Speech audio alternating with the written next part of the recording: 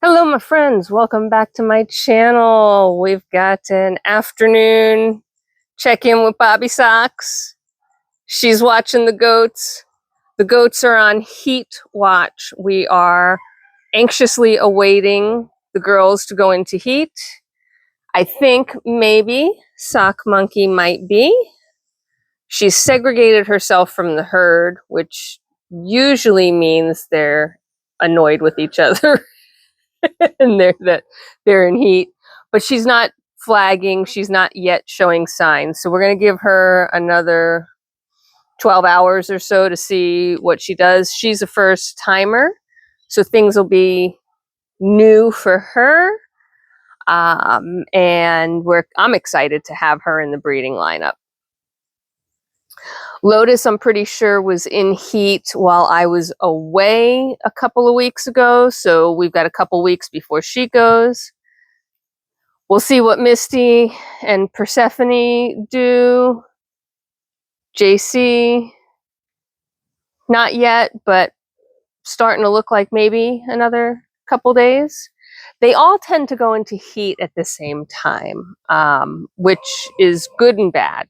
It's good because then I can really, try and get everybody bred in close quarters. Oh, there we go. She's not happy being by herself. So I want the goats to be bred as close together as possible, because then they kid close together.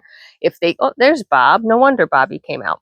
If they kid close together, then they can, raise their kids together. The kids have playmates. It's just, for my situation with a very tiny herd, it works really well that way. Plus, it puts my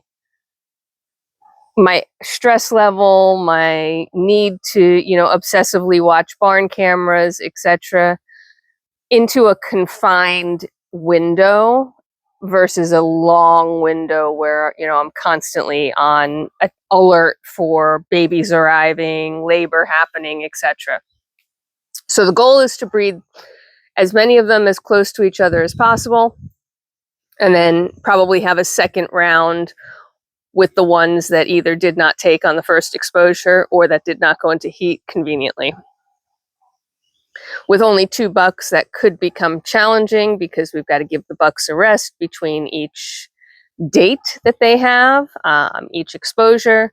So what we try and do, and I think I've mentioned this before. Where you going, Bob? You guys going off to explore?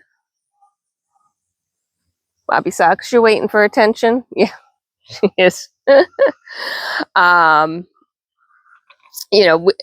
You have to give the bucks a break. So we try and do a morning breeding and an afternoon or an evening breeding so that they have 8 to 12 hours between each date.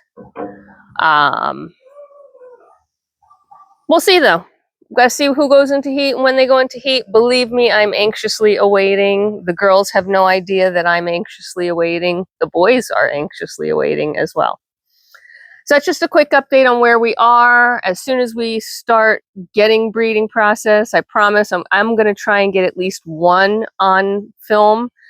I don't know yet how I'm going to do that. I haven't figured out if I'm going to try and do it handheld like I do for most of my videos, or if I'm going to try and set up the tripod like I do with the grooming videos.